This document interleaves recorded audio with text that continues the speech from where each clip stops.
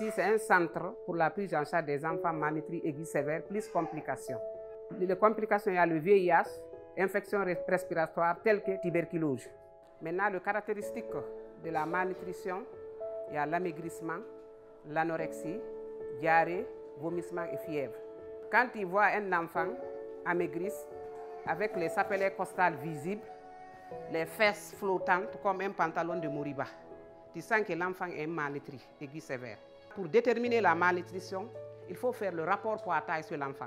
Si l'enfant est déterminé malnutri aigu sévère, on l'envoie directement chez nous à l'admission pour la pose cathéter, pour administrer l'antibiothérapie. J'ai 2 enfants, une fille et un garçon, celui qui est là malnutri. Donc c'est ma première fois d'être admis dans cet institut. À mon entrée ici, mon enfant était très faible. Il ne pouvait pas se mouvoir. Même pleurer était difficile pour lui.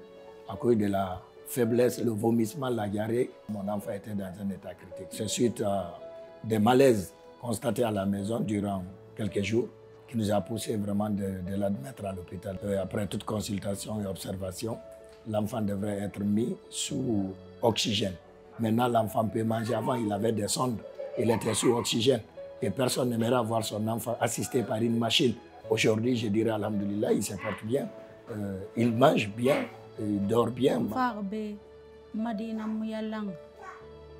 Je suis handicapée encore.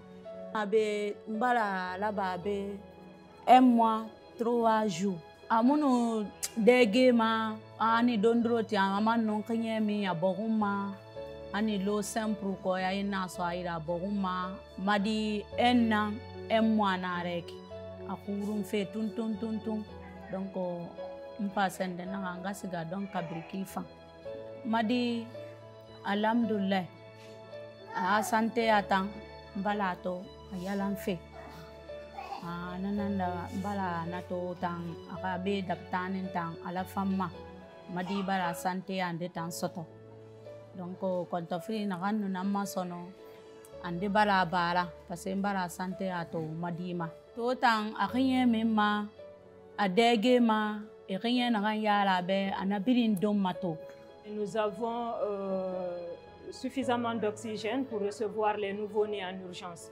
Alors, on a reçu des extracteurs d'oxygène. Grâce à ça, à travers un seul extracteur d'oxygène de 10 litres, nous pouvons repartir avec 5 enfants.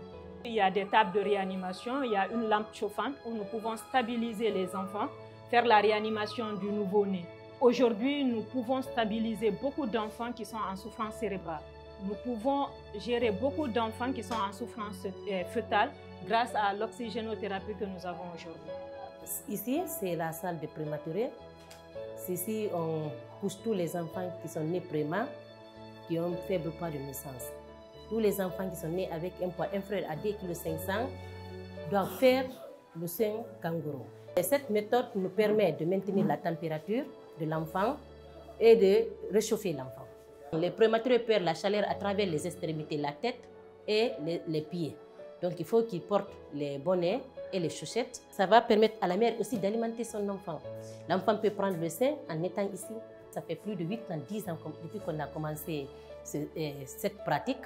Et là, nous avons à sauver beaucoup d'enfants. Le conseil que je vais donner aux femmes qui font des enfants qui ont un faible poids de naissance, des femmes qui font des enfants prémat, qui ne sont pas à terme, c'est de pratiquer le soin materno-kangourou. Parce que ça va leur permettre de sauver leurs enfants. Ça va permettre à l'enfant de prendre du poids, de maintenir sa température.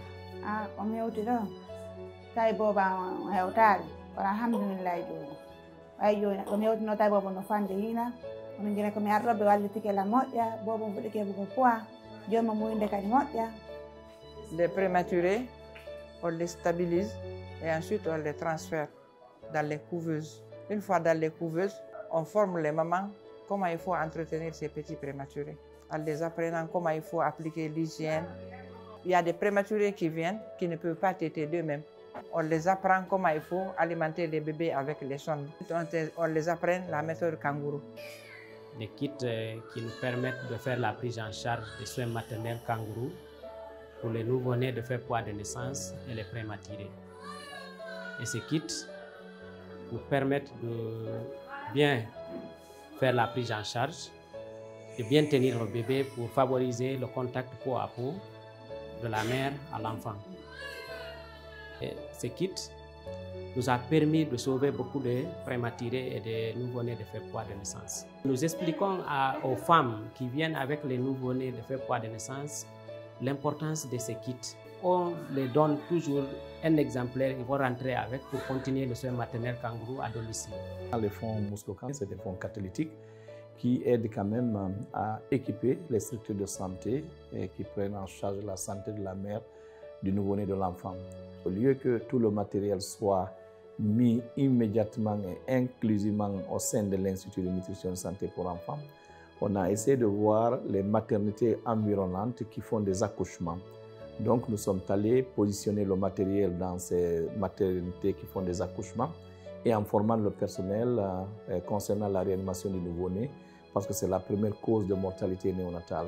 C'est ainsi que dans ces maternités, on a installé des coins de nouveau-nés et des unités de néonatologie. Des nouveau-nés prématurés qui est éligible à la méthode kangourou, qui n'a pas besoin d'être mis dans une couveuse. Il s'agit d'une formation du personnel et une orientation des mères qui prennent en charge leur enfant en leur montrant comment attacher le bébé en contact peau à peau, comment l'alimenter pour éviter qu'il tombe dans une hypothermie ou une hypoglycémie. Je suis venue ici, j'ai accouché à l'INSAN, au centre de santé, mais j'ai vu que mon enfant ne se portait pas bien. Donc, on nous a orientés dans cet hôpital. Mais ça va aujourd'hui, alhamdoulilah, parce qu'il commence à se remettre. Je vois d'amélioration. Depuis qu'on est là, ça commence à aller. Je vois des changements parce que avant, j'étais désespérée. Avec le temps, je vois d'amélioration et j'espère plus de mieux.